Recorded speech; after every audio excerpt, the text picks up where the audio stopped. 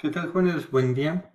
Lo que estamos viendo en este video es parte de la unidad de probabilidad. Anteriormente, en clase, ya se habrá visto lo que son los modelos de probabilidad, modelo frecuentista y modelo subjetivo. Y entraremos a lo que son los axiomas y las reglas de probabilidad que abarcarían esta sección de aquí. Cabe mencionar que este es el formulario para unidad de probabilidad, formulario con el cual ya deben de contar, y estamos viendo la sección del centro.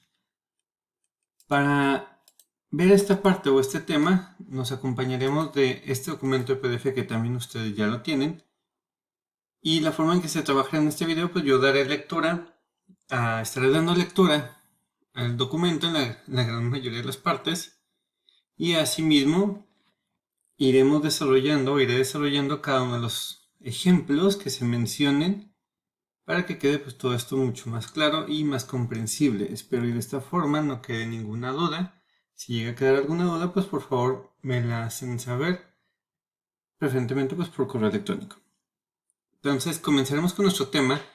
Vamos aquí una corrección al menos, dependiendo de la materia. Sería 2.2.3, probabilidad de modelos de axiomas. Aquí nos dice que la definición de axioma es una proposición tan clara y evidente que se admite sin demostración. Por lo tanto, en matemáticas representan cada uno de los principios fundamentales e indemostrables sobre lo que se construye una teoría. Es decir, un axioma es algo tan sencillo y, como dice ahí, tan claro y evidente que no necesita demostrarse. Por lo tanto, lo que es la teoría de la probabilidad, la cual se ha alimentado mucho de lo que es la teoría de juegos en cuestiones de probabilidades, se basa principalmente en tres axiomas, que son estos tres axiomas que tenemos aquí. Y vamos a ir explicando ahorita cada uno de ellos, aunque son axiomas y son tan evidentes y tan claros que no es necesario demostrarlos. Entonces, bien, tenemos nuestro primer axioma, el cual dice sea M, sea M el espacio muestral de un experimento, entonces la probabilidad del espacio muestral es igual a 1. Bien, lo que nos dice este primer axioma, vamos a verlo en un documento de Word que tenemos aquí. Entonces decíamos que nos dice que la probabilidad, esta parte de aquí se lee como la probabilidad del espacio muestral es igual a 1. Entonces, si dibujamos en un rectángulo lo que sería nuestro espacio muestral similar al universo, aquí está el M de espacio muestral, la probabilidad que existe dentro del espacio muestral siempre va a ser igual a 1. Siempre que recuerden que 1 es la probabilidad máxima de un evento, entonces siempre la probabilidad del espacio muestral va a ser igual a 1, porque abarca la totalidad de eventos posibles de ese experimento aleatorio. Entonces eso hace referencia a este primer axioma. Nuestro segundo axioma nos dice que la probabilidad de A es mayor a 0 para todo suceso A. ¿Qué quiere decir esto? Que si dentro del espacio muestral existe un evento A, entonces este evento A tiene cierta probabilidad de suceder, que esta tiene que ser mayor a 0. Para que exista un evento, su probabilidad tiene que ser mayor a 0. Entonces, si existe el evento como tal, entonces su probabilidad es mayor a 0. Aunque sea 0.00001, ya es probable. Será poco probable, pero es probable. Entonces, esto es lo que nos quiere decir el segundo axioma, que para todo evento que exista dentro del espacio muestral, su probabilidad tiene que ser mayor a 0. De lo contrario, si es igual a 0, quiere decir que ese evento es imposible y que no existe. Ahora bien, veamos el tercer axioma, que nos dice sea 1, A2, A3 un conjunto finito o infinito de sucesos mutuamente excluyentes. Entonces, si dibujamos aquí nuestro espacio muestral, este rectángulo, vamos a ver que tenemos el evento A1, que es este rectángulo de aquí, A2 abarca este que es menor, y A3 que es este que es menor. Vemos que son mutuamente excluyentes o son eventos, podríamos decir eventos ajenos, dado que no cuentan con intersección entre sí. Por lo tanto, el axioma 3 nos dice entonces la probabilidad de la unión de los eventos es igual a la suma de sus probabilidades. Es decir, si yo quiero unir A1 y A2 y calcular la probabilidad de dicha unión, pues nada más tendría que sumar la probabilidad del evento A1 más la probabilidad del evento A2. Y listo. Y nótese que si se suman las probabilidades o si obtenemos la probabilidad de la unión de los eventos que abarca el espacio muestral, en este caso A1, A2, A3, si unimos todos los eventos del espacio muestral, pues obtendremos como probabilidad 1, que es la probabilidad del espacio muestral. Entonces, de esta forma, espero que queden claro lo que serán nuestros 3 axiomas, o en los que se basan o sientan las bases de las teorías, o teorías o teoremas de la probabilidad. Ahora bien, continuando con nuestro documento de PDF, ya vamos a entrar a la parte de los teoremas, que son las reglas de probabilidad. En total se van a ver 6. Ya cada una de ellas la estaremos viendo en el documento de Word, pero no estar pasando de un documento a otro, ya están en un documento de Word donde las desarrollaremos y desarrollaremos cada ejemplo que mencione cada teorema que tenga ahí. Entonces bien, pasemos al teorema número 1. Este teorema número 1 se le conoce como la probabilidad de eventos mutuamente excluyentes o el evento imposible. ¿Qué quiere decir? Leamos el texto. Aquí nos dice que el teorema establece que la probabilidad asociada a un suceso imposible, como la intersección entre eventos excluyentes, es 0. Es decir, si se fijan en el diagrama de Venn que tenemos aquí, no existe la intersección entre A y B. Es decir, la intersección entre A y B representa, o es el resultado, su resultado es un conjunto vacío, dado que no existe. Por lo tanto, si no existe esta intersección, la probabilidad de la intersección de A con B es igual a 0. De ahí que sea el evento imposible. Y como dice el teorema, el axioma 2, en este caso, si el evento no existe, pues por lo tanto su probabilidad es igual a 0. Entonces, creo que este teorema es bastante sencillo, donde pues nos dice que si no existe la intersección de dos eventos, pues por lo tanto la probabilidad de dicha intersección es igual a 0. Bien, veamos ahora lo que es el teorema 2, que es la probabilidad de la unión de eventos mutuamente excluyentes. Esto pues se va a apoyar de lo que es el axioma 3. Entonces a partir de aquí ya cuando veamos ejemplos, mi sugerencia es que si ustedes tienen ahí su cuaderno a la mano, en algún momento les diré que de preferencia le den pausa al video para que ustedes intenten desarrollarlo y antes de que se desarrolle aquí en el video pues veamos si llegamos a los mismos resultados. Entonces bien, aquí tenemos nuestra probabilidad de unión de eventos mutuamente excluyentes. Y tenemos aquí lo que sería la probabilidad de la unión de A1 con A2, con A3, con A4. Nos dice que la probabilidad de la unión de estos eventos es igual a la probabilidad o a la suma de las probabilidades individuales de cada uno de los eventos. Es decir, si queremos obtener la probabilidad de la unión de los 4 eventos, pues va a ser igual a la suma de la probabilidad de A1 más la probabilidad de A2 más la probabilidad de A3 y la probabilidad de A4.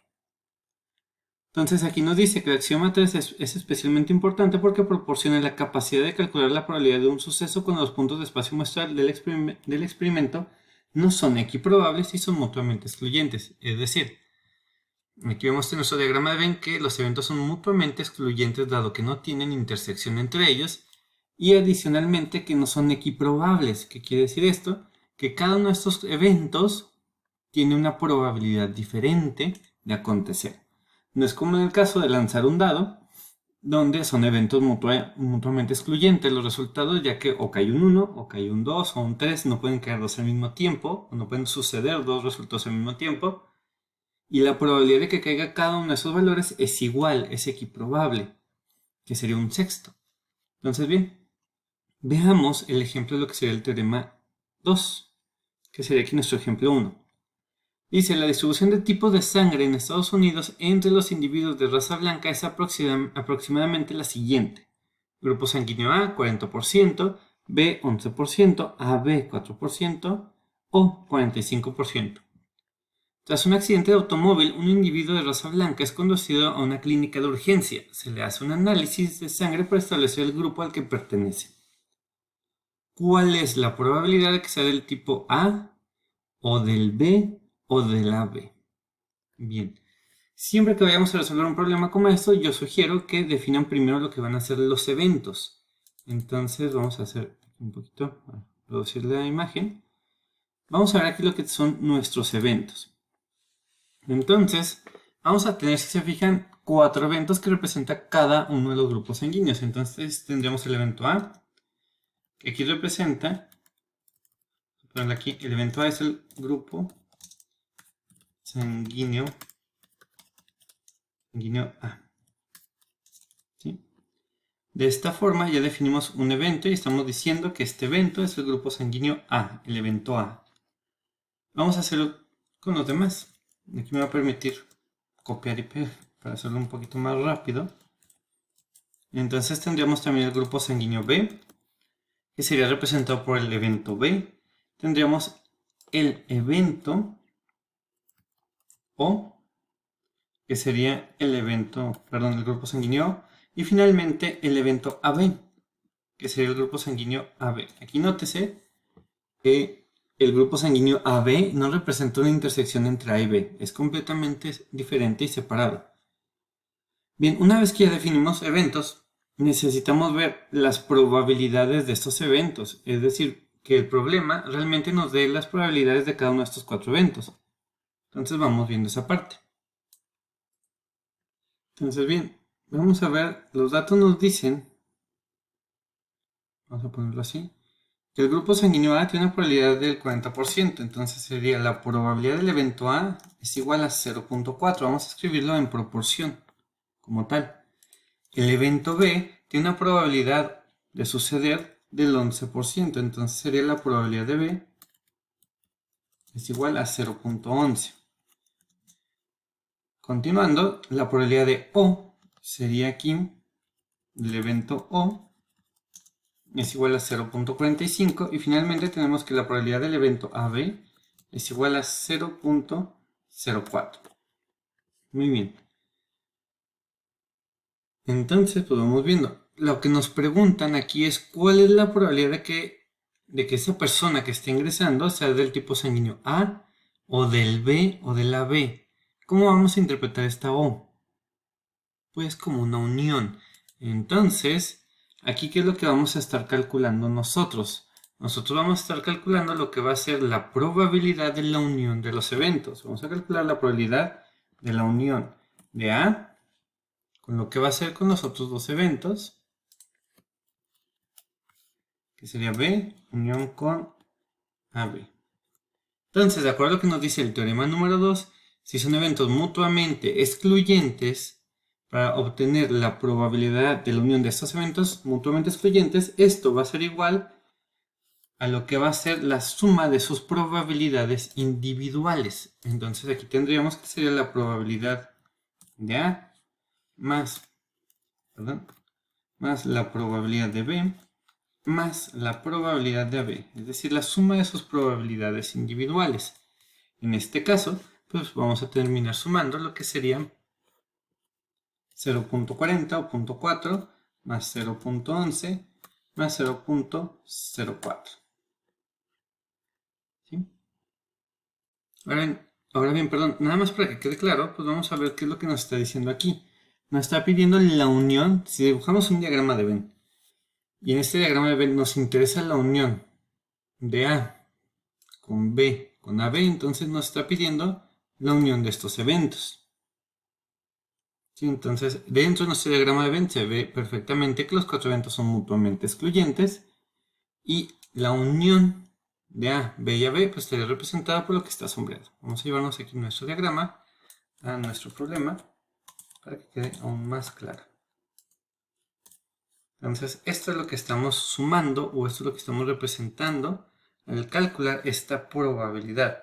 Ahora bien, pues ¿cuál va a ser nuestro resultado aquí? Si sumamos 0.4 más 0.11 más 0.04, nuestro resultado sería de 0.55. Por lo tanto, ¿qué podríamos decir aquí? Podríamos decir aquí que el resultado, la probabilidad de que esta persona que está ingresando a la clínica de urgencia, la probabilidad de que sea del grupo sanguíneo A o del B o del AB es del 0.55, que esto es igual al 55%. ¿Sí? Entonces espero y quede claro lo que sería el teorema número 2. Muy bien, continuando con el teorema 3, que es la probabilidad del complemento, nos dice en el texto, sea A un evento de un espacio muestral M, la probabilidad del conjunto complemento de A es como se mencionó anteriormente, es decir, la probabilidad del complemento de A, recuerden que el complemento de A puede ser simbolizado con un superíndice C o con un apóstrofe. Por lo tanto, aquí nos dice que la probabilidad del complemento de A es igual a 1 menos la probabilidad de A. ¿Qué quiere decir esto? Si vemos aquí el diagrama de Venn que tenemos, ya sabemos que en este rectángulo que representa el espacio muestral, la probabilidad total es de 1. Entonces, si nosotros queremos conocer el complemento de A, que sería todo lo que está aquí en gris, pues si ya sabemos la probabilidad que tiene A, se lo restamos a la totalidad, que es 1. Al restarle esta sección, pues podríamos conocer todo lo que está en gris, que sería el complemento de A. Por eso aquí nos dice, debido a que la probabilidad del espacio muestral es igual a 1, que es igual a la unión de A con su complemento, es decir, si unimos la probabilidad de A con la probabilidad, o más bien, si unimos A con su complemento, pues estaríamos sumando estas dos probabilidades y nos daría el universo, que es 1, perdón, el espacio muestral, que es 1.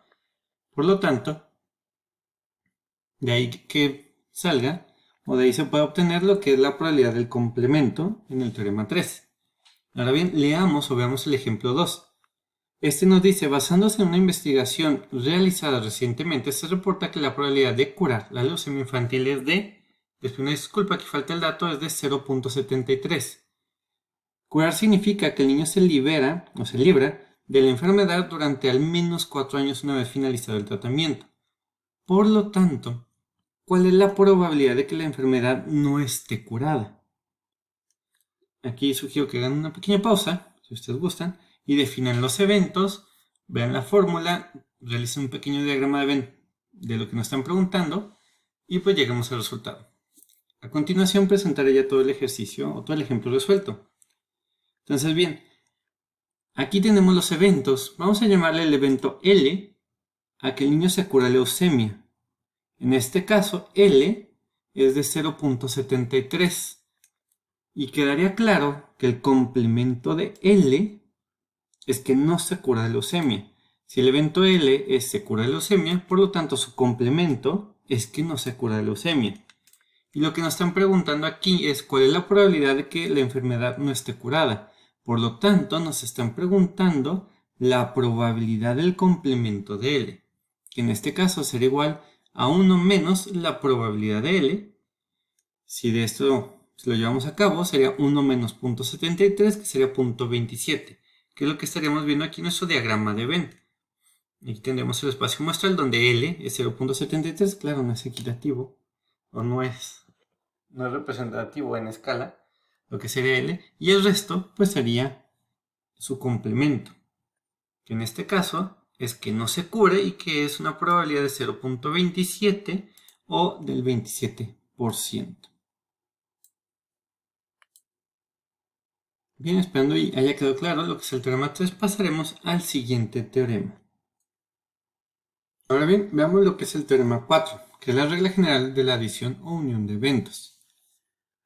Aquí tenemos la fórmula de lo que sería la probabilidad de la unión de eventos que no son mutuamente excluyentes. ¿Qué quiere decir esto? Que cuentan con una intersección entre ellos que pues se vería aquí. Entonces bien, si recordamos lo que es el teorema 2, que es la unión de eventos mutuamente excluyentes, perdón, el anterior, sí, disculpa, si es el teorema 2. Si queremos calcular la probabilidad de la unión de eventos, entonces sumamos sus probabilidades individuales. Entonces, si se fijan, hasta aquí vamos bien de acuerdo al teorema 2. Pero, ¿qué está sucediendo aquí? Como son eventos que no son mutuamente excluyentes, es decir, cuentan con una intersección, aquí estaríamos cometiendo un error si calculamos la unión de estos eventos como en el teorema 2, porque fíjense que estaríamos sumando la probabilidad de A1, que es toda esta sección, más la probabilidad de A2, que es toda esta. Espero que con esto hayan visto cuál es el pequeño detalle o el pequeño error que estaremos cometiendo. En este caso, estaremos sumando 2 veces la intersección de los eventos. Al sumar la probabilidad de A1, pues fíjense que se toma en cuenta la intersección, que es esta sección. Y al sumar la probabilidad de A2, también se toma en cuenta. Entonces estamos sumando 2 veces esta sección. Por lo tanto, hay que hacer una corrección, que es restar una vez la intersección. Si se fijan, aquí está.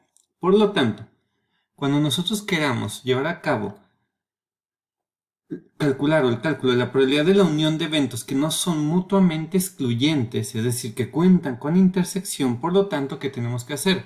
Pues va a ser la suma de las probabilidades individuales de ambos eventos menos la probabilidad de la intersección de estos dos eventos. Entonces necesitamos conocer la probabilidad de ambos eventos y la de intersección para llevar a cabo este cálculo. Ya les pido por favor que ustedes lean este pequeño párrafo que después se les menciona lo que acabo de explicar. Entonces bien, pasaremos al ejemplo 3 para poner en práctica lo que es el teorema 4. Nos dice que se estima que el 30% de los habitantes de Estados Unidos son obesos, A1, y que el 3% sufre de diabetes, A2. El 2% es obeso y padece diabetes. Y nos preguntan cuál es la probabilidad de que una persona aleatoriamente elegida sea obesa o sufra diabetes.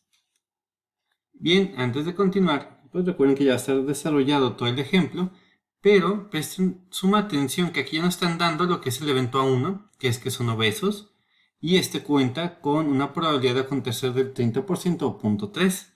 Nos están dando el evento A2, que es que padezcan diabetes, y en este caso la probabilidad de A2 es de 3% o 0.03. Y nos dan una tercera probabilidad que dice el 2% es obeso y padece diabetes. En este caso, nos están dando una probabilidad que involucra al evento A1, que es obeso, y el evento A2, que es diabetes. Entonces no es un evento nuevo, sino que involucra a estos dos. Aquí podríamos estar hablando de una intersección, de una unión, de una diferencia de eventos. Entonces, fíjense muy bien, dice el 2% es obeso y padece diabetes. ¿Qué quiere decir esto? Que al mismo tiempo padecen tanto obesidad como diabetes o tienen los dos padecimientos. Esto se estaría viendo reflejado en lo que es la intersección. Entonces, el 2% es obeso y padece diabetes es la intersección de A1 y A2. Siempre que diga y, obeso y diabetes, eso, la I, la interpretaremos como una intersección. Ahora bien, ¿qué nos dice la pregunta? ¿Cuál es la probabilidad de que una persona aleatoriamente elegida sea obesa o sufra diabetes? Anteriormente ya habíamos resuelto o habíamos comentado lo que es la O. En este caso, si lo recuerdan, representa la unión de eventos. Entonces nos están preguntando la probabilidad de la unión de A1 con A2. Aquí donde sugiero que hagan una pausa para que ustedes determinen sus datos, lleven a cabo el cálculo, un pequeño diagrama y cotejemos si llegamos al mismo resultado. Bien, entonces, ¿qué tenemos aquí? Ya definimos los eventos. A1 es que padezca obesidad, una probabilidad de 0.3. A2 es que padezca diabetes, con una probabilidad de 0.03 o 3%. Y finalmente nos dan una tercera probabilidad, que es la intersección de ambos eventos, A1 y A2, cuyo valor es de 0.02. Y nos están preguntando cuál es la probabilidad de que una persona padezca diabetes u obesidad, o mejor dicho, como dice aquí, sea obesa o sufre diabetes, es decir, la unión de A1 con A2. De acuerdo a nuestro teorema 4, ¿cómo vamos a calcular esto? Pues es igual a la probabilidad, es igual a la suma de las probabilidades individuales de A1 más A2 menos la probabilidad de la intersección de ambos eventos. En este caso sumaríamos 0.3 más 0.03 más menos 0.02, lo que nos daría 0.31 como resultado. Y es lo que estamos viendo aquí en nuestro diagrama de Venn. Nos están pidiendo la unión, que sería esto que tenemos sombreado de gris. Y recuerden, aquí está la intersección 0.02. Entonces, vamos a sumar a 1, vamos a sumar a 2. Si se fijan, estamos sumando ahí 2 veces la intersección. Por lo tanto, se le resta una vez la intersección a esta unión. Bien, y de esta forma habría quedado resuelto el ejemplo 3. Como nota, y es una nota muy importante, que es lo que tenemos aquí, de este teorema también se puede obtener lo que es la intersección de eventos. Ya definimos que de esta forma se calcula lo que es la unión. ¿Qué pasaría si nosotros conocemos la unión de los dos eventos? Conocemos la probabilidad del primero y del segundo evento. Entonces, si nosotros tenemos la información de estos tres eventos, o la probabilidad de estos tres eventos, nosotros podríamos calcular o definir lo que es la intersección de estos dos eventos. Por lo tanto, despejando de este teorema o de esta fórmula, la intersección nos quedaría calculada de esta forma, que sería, si aquí está restando, pues entonces estaría sumando, sería la probabilidad de la intersección va a ser igual a la probabilidad de la suma de eventos individuales, ahora menos la suma, o más bien, perdón, menos la unión de ambos eventos. ¿Sí? Entonces nota, tengan mucho cuidado aquí. Si en algún ejercicio o problema se nos pregunta la intersección de dos eventos y conocemos lo que sería la probabilidad de los eventos individuales y la de la unión de dichos eventos, entonces es así como podremos obtener la intersección de estos eventos. Bien, entonces esto sería el teorema 4. Hay que prestar mucha atención porque a partir de este teorema, que es la unión de eventos que no son mutuamente excluyentes, podemos calcular la unión y además de aquí también se puede obtener lo que es la intersección. Bien, continuaremos con el teorema 5. Continuando, ahora tenemos lo que es el teorema 5, que es la regla de la multiplicación para eventos independientes. Fíjense que aquí nos dice que una intersección de eventos independientes, la probabilidad de A intersección con B, es igual al producto de sus probabilidades individuales. Y aquí nos dice que para el cálculo de probabilidades de que sucedan dos eventos consecutivos, los cuales son independientes entre sí, la probabilidad de que ocurran ambos eventos es igual al producto de sus probabilidades individuales. Es decir, aquí el chiste no es calcular como tal dentro del diagrama de una intersección, porque pueden ser eventos mutuamente excluyentes. Más bien aquí lo que nos interesa es que suceda un primer evento y de forma consecutiva o posteriormente suceda un segundo evento. Entonces aquí lo que nos interesa es que primero suceda A y después de que sucedió A, suceda B. Entonces de forma consecutiva, que primero acontezca el evento A y posteriormente el evento B. Esto es lo que hace referencia a esta intersección. ¿Y cómo vamos a obtener esto? Pues con el producto de sus probabilidades individuales. Entonces bien, vamos a aplicar esto en el ejemplo 4, el cual nos dice que a partir del ejemplo 1, calculemos cuál es la probabilidad de que ingresen dos pacientes consecutivos cuyo grupo sanguíneo sea AB. Y como inciso B nos dice cuál es la probabilidad de que ingrese un paciente del grupo B, seguido de un paciente también del grupo sanguíneo B. Bien, entonces aquí es donde les sugiero que hagan una pausa y lleven a cabo ustedes su desarrollo. Muy bien, entonces continuando, aquí tendríamos pues ya nuevamente los eventos, ya los habíamos definido anteriormente. Y veamos aquí.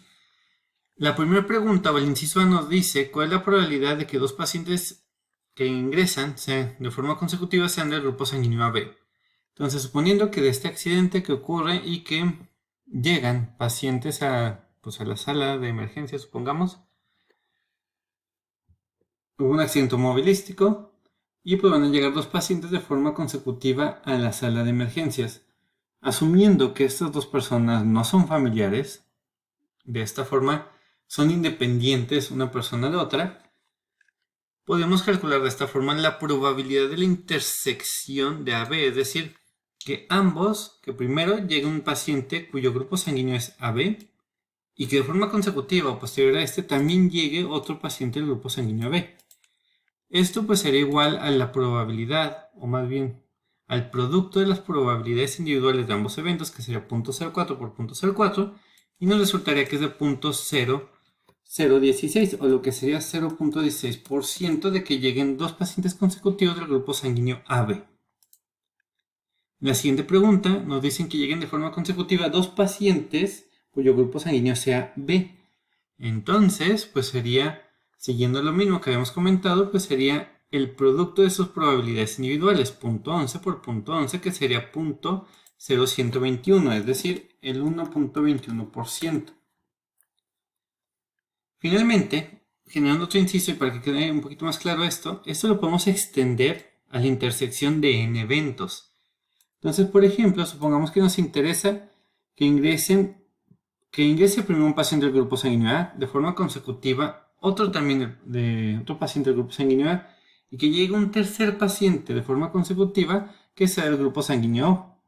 Entonces, de esta forma, nuevamente sería el producto de sus probabilidades individuales, la probabilidad de A por la probabilidad de A por la probabilidad de O, que sería 0.4 por 0.4 por 0.45, que nos daría 0.72 o una probabilidad expresada en porcentaje de 7.2%. Y listo. De esta forma, habríamos visto el teorema número 5. Y ya, nada más queda por ver el teorema 6. Ahora sí, veamos lo que es el último teorema, el teorema 6, probabilidad condicional o de eventos dependientes. Y aquí nos dice, en el caso de eventos dependientes se tiene lo siguiente: cuando la probabilidad del evento B depende de la condición que A ya haya ocurrido, por lo tanto, tenemos la siguiente función. Ahora aquí estamos ingresando este nuevo signo dentro de lo que es esta nueva terminología que es dentro de lo que es la teoría de conjuntos, donde tenemos, o álgebra, donde tenemos lo que es la probabilidad de B dado A. Este símbolo por lo general lo leemos dado que o ya que. Entonces aquí estamos diciendo la probabilidad de B dado que ya ocurrió A. Entonces nuestro evento condicionante es el evento A, es el evento que está o que aparece como segundo, por así decirlo, o que está posterior a nuestro signo de dado que o ya que. Entonces aquí sería la probabilidad de B dado A es igual a la probabilidad de la intersección de los dos eventos sobre la probabilidad del evento condicionante, que aquí en este caso sería la probabilidad de A. Vamos a hacer el zoom. Entonces que quede bien claro que este segundo evento es el evento condicionante y siempre en la fórmula se divide sobre la probabilidad del evento condicionante. Tiene que coincidir este evento con este. También que quede claro que aquí es la intersección y es lo mismo tener A intersección con B que al revés, B intersección con A, es exactamente la misma intersección. Para que quede un poquito más claro este concepto, noción de eventos condicionantes o dependientes, hay que mencionar, por ejemplo, supongamos hipotéticamente que un compañero suyo tiene novia, entonces, ¿cuál es la probabilidad de que ese compañero lleve a su novia al cine? Pues de entrada, para que puedan ir al cine, está en función de que el compañero tenga dinero o de que haya sido quincena, por ejemplo. Entonces, el ir al cine o el que invite a la novia al cine está condicionado o está sujeto a que ya haya ocurrido la quincena o de que él tenga dinero, ¿no? En la cartera. No tenga dinero, nada más. Entonces, bien, eso es un evento condicionante, donde B está condicionado a A, en este caso aquí como está escrito. Y nótese que también es posible calcular lo que sería la intersección a partir de aquí. Si ustedes despejan la intersección de esta función, pues quedaría que la intersección es igual a al producto de la probabilidad del evento condicionante por la probabilidad de B dado A. ¿Sí? Entonces es otra forma de obtener la intersección. Como nota, esta forma de obtener la intersección únicamente es posible si son eventos condicionantes, es decir, que estén sujetos uno de otro.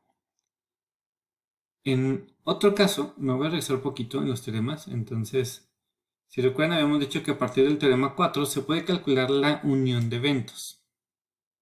¿Sí? Entonces, esta la usaremos cuando realmente sean eventos independientes. Entonces, por ejemplo, si ustedes calculan la intersección con la fórmula que surge del teorema 4 y también la calculan con el teorema 5 y les da igual, quiere decir que realmente son independientes y cualquiera de los dos pueden usarla porque llegan al mismo resultado. Pero, en este caso, si no nos llega a dar igual, quiere decir que no son independientes, que deberíamos de usar la fórmula de lo que es el teorema 6. ¿Ok? Entonces vamos a leer el ejemplo. Es un ejemplo muy bonito, vamos a verlo.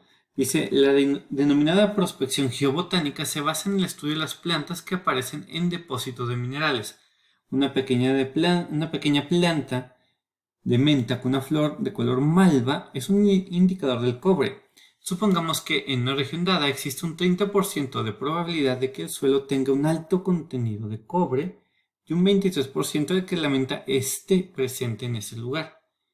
Si el contenido de cobre es alto, existe un 70% de probabilidad de que la menta esté presente.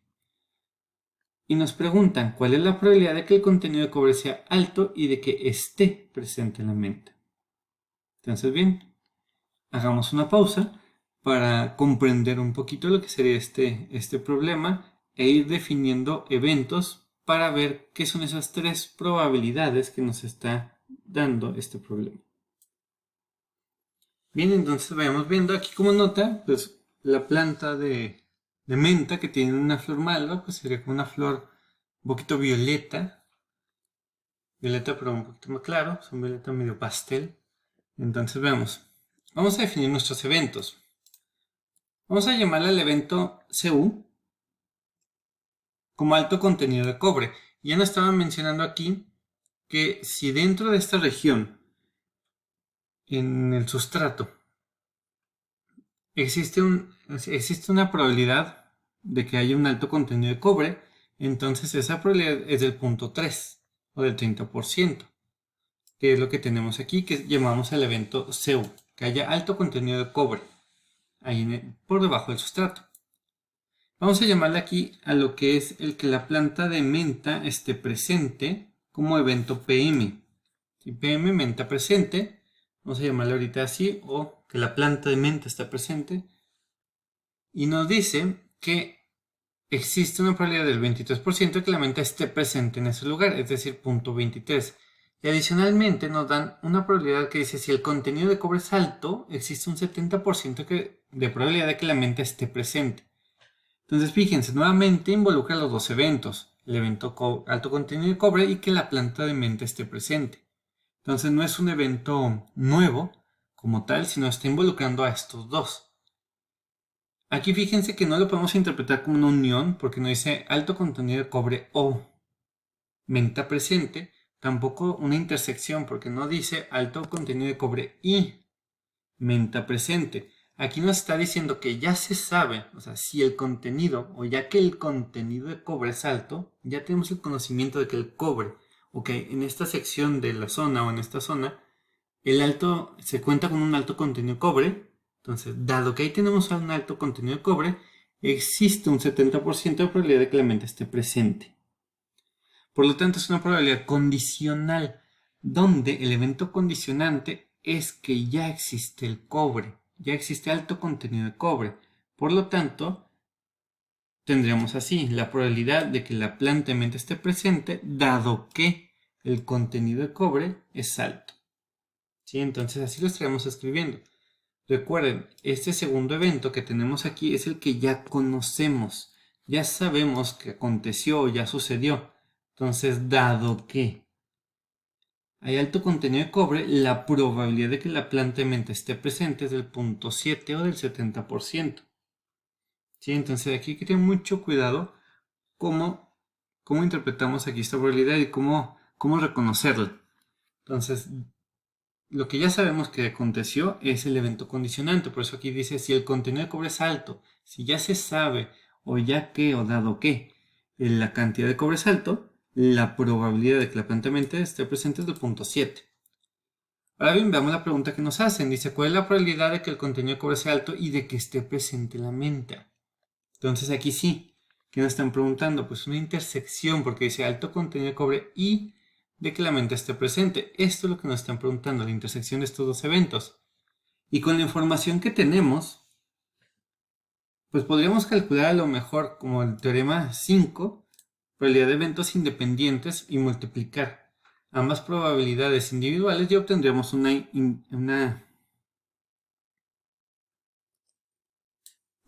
intersección. Pero como ya sabemos que existe dependencia de estos eventos, dado que tenemos esta información, entonces no podemos llevar a cabo el teorema 5. Entonces, pues veamos. En este caso, tendremos que despejar la intersección de nuestra fórmula de eventos condicionantes. Pues aquí ya estaría.